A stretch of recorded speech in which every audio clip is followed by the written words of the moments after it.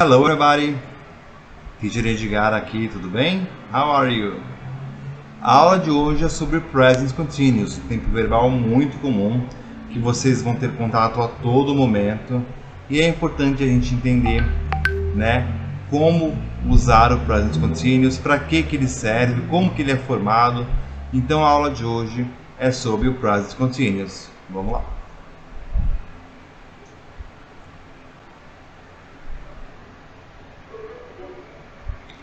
Primeira coisa, a principal característica do Present Continuous é um verbo principal com a terminação ing.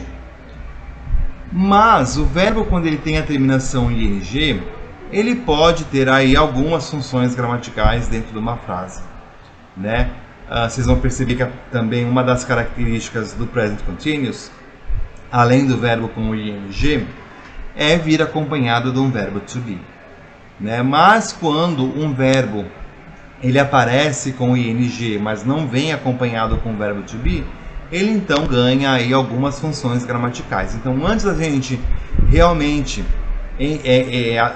mergulhar aí no Present Continuous, vamos conhecer aqui quais são essas funções que um verbo com a terminação ing pode adquirir.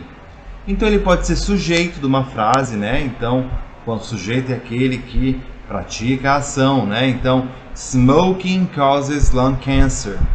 Então, ali no caso, smoking é o sujeito da oração. Quando o verbo aparece depois de preposições, também o verbo ele tem que vir acompanhado, vir terminado, né, com a terminação ing. Lembrando que preposição é aquela palavra invariável que une dois termos da oração, né? Então, Anna is worried about having a test. Então, ali está o about, que é a preposição, e na sequência o verbo have, com o ing. Então, depois de uma preposição, o verbo tem que vir acompanhado, tem que vir com a terminação ing. Pode ser um substantivo numa frase. My brother has swimming classes here. E também um verbo com a terminação ing pode se transformar em um adjetivo. That new action movie is boring. Então aqui, antes da gente mergulhar no Present Continuous, a gente viu as funções gramaticais que um verbo terminado em ing pode adquirir. Agora sim, Present Continuous. Então, como eu disse, é um tempo verbal muito comum, né? E ele é usado para expressar ações que acontecem no momento da fala, ou seja, o nosso gerúndio, né? São verbos terminados em português, né?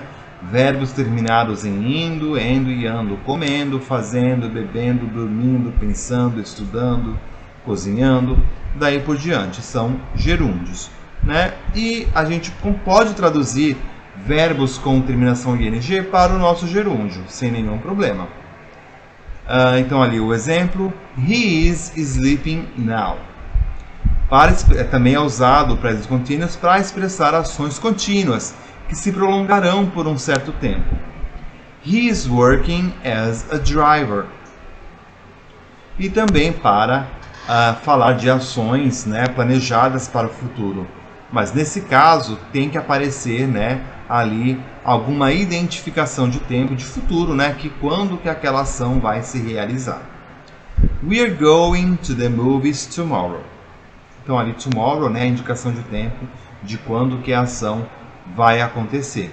Reparem na tradução, né, dessa última frase que eu coloquei, nós vamos ao cinema amanhã. Mas professor, você não falou que o present continuous, o verbo com ing, a gente pode traduzir para o nosso gerúndio?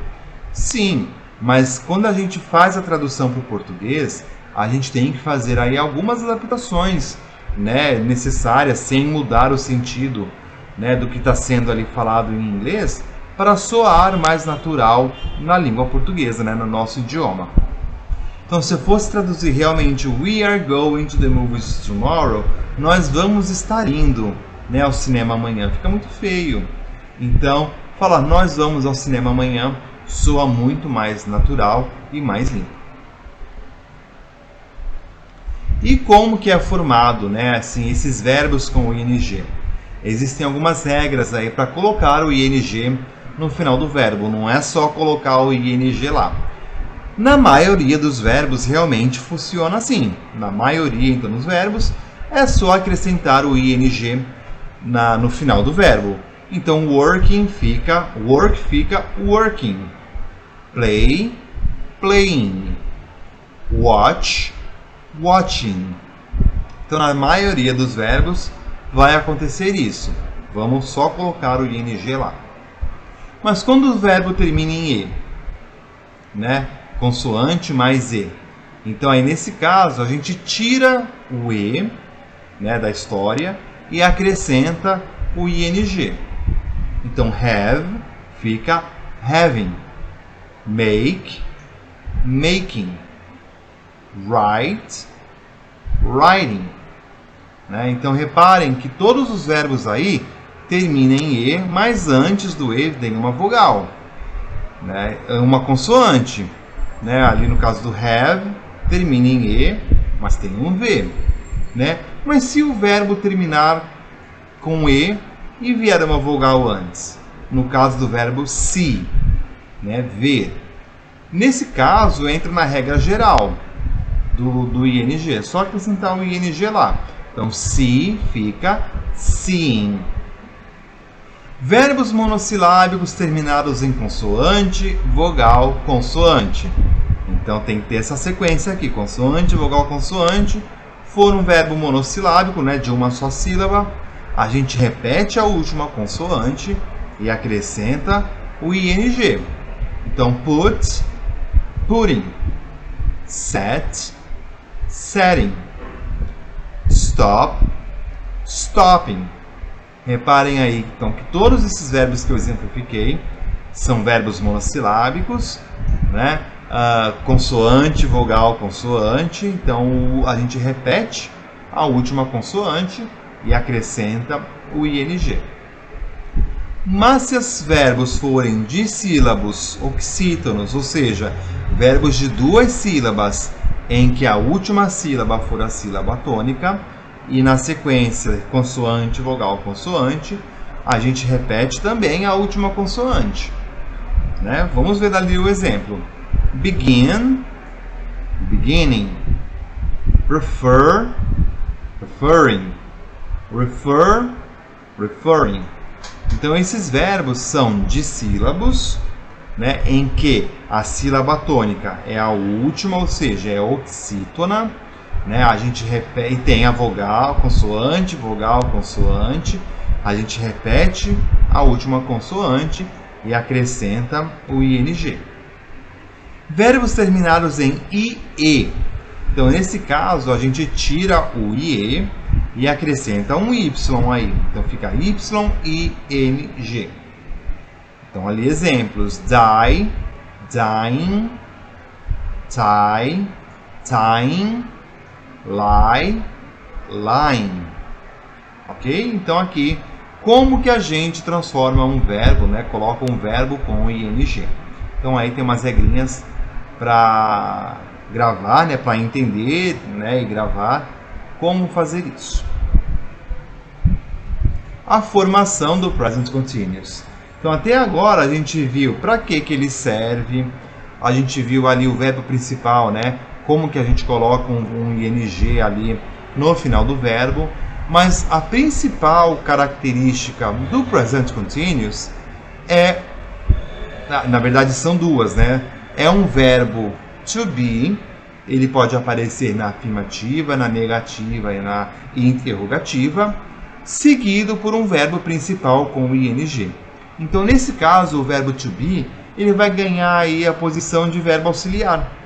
Ele não é um verbo principal. O verbo principal vai ser o verbo com ing. Então, ali, exemplos. Tem ali 3 exemplos, né, com afirmativa, negativa e interrogativa. We are walking the dog. He isn't watching TV now. Is it raining today? Então, reparem que todos os verbos principais estão com ing e estão ali sendo acompanhados, né, como auxiliar.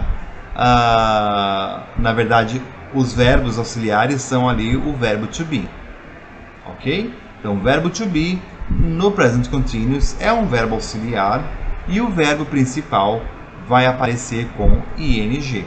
Lembrando que o verbo to be pode aparecer na afirmativa, negativa e interrogativa.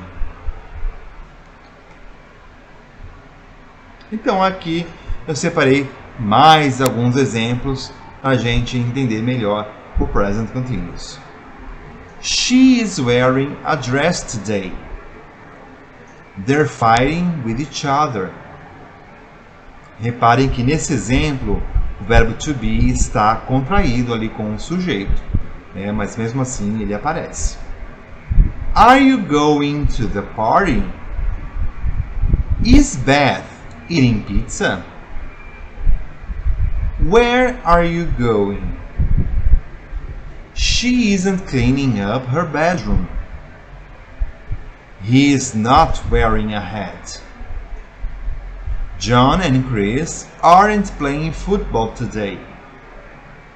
Né? Então reparem, né? Tenham atenção ali que o verbo to be pode aparecer na afirmativa, negativa, interrogativa, pode estar contraído ou não com o sujeito. Bem, é isso. Não é complicado, é mais questão de uso mesmo, de estudo, né? Qualquer dúvida que você tenha, consulte outras gramáticas, assista o vídeo novamente, faça anotações, né? Para entender melhor. Então, por enquanto é isso. That's all. Bye bye, guys. See you later.